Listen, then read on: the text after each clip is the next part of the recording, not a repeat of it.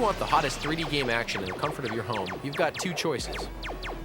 Pay $2 grand for a computer with a 200 MHz processor, 32 megabyte SD RAM, 3 accelerator card, 4 gigabyte hard disk, 3 PCI slots, 1 AGP port, 4 or megabyte pay a video fraction of that for a PlayStation. How does PlayStation run 3D games at less than 1/10 the price of a PC?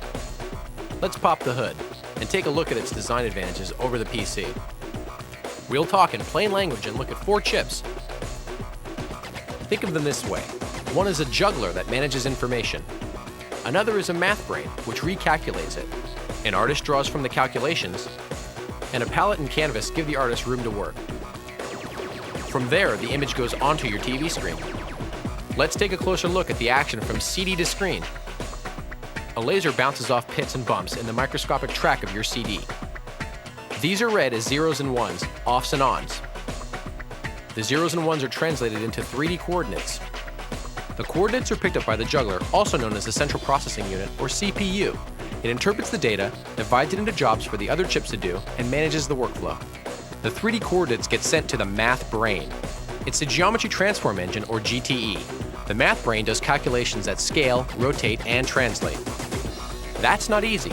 The game is 3 dimensions, but the screen is only 2 dimensions.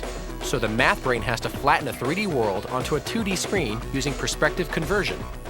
Be glad you're not crunching the numbers yourself. The math brain produces a sketch of 2D data, which it hands off to the artist, another name for the graphics processing unit. The artist paints in the sketch. To have room to work, the artist gets color and texture from a palette and builds the actual image on a canvas. The palette and canvas are in a 4th chip called the video memory. From the canvas, the image is projected on your TV. Meanwhile, you're going wild pressing your controller. That makes your console recalculate and redraw new images. Everything happens at 30 million instructions per second, so let your fingers fly. A PC does this work using about $2,000 worth of components. So how does a PlayStation do it for less than 1/10 of the cost? To be fair, a PC is designed for other roles besides 3D games. And because PlayStation is focused totally on games, it can deliver maximum gameplay at minimum cost.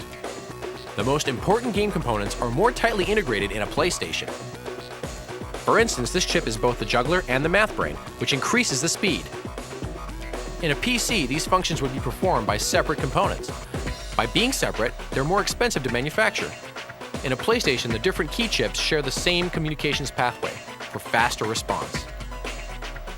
Key chips in a PlayStation have a design dedicated to gameplay action. This helps 20 of the most important gameplay effects, such as running into the distance, happen faster with less number crunching. The result is a lean, efficient game engine running right now under your hood. Let's review. Off your CD comes a gazillion zeros and ones. The juggler fields them, the math brain converts them, then the artist draws them, putting textures on a palette and building the image on a canvas. The image goes from there onto your TV. Meanwhile, your fingers can just pound away. Play on!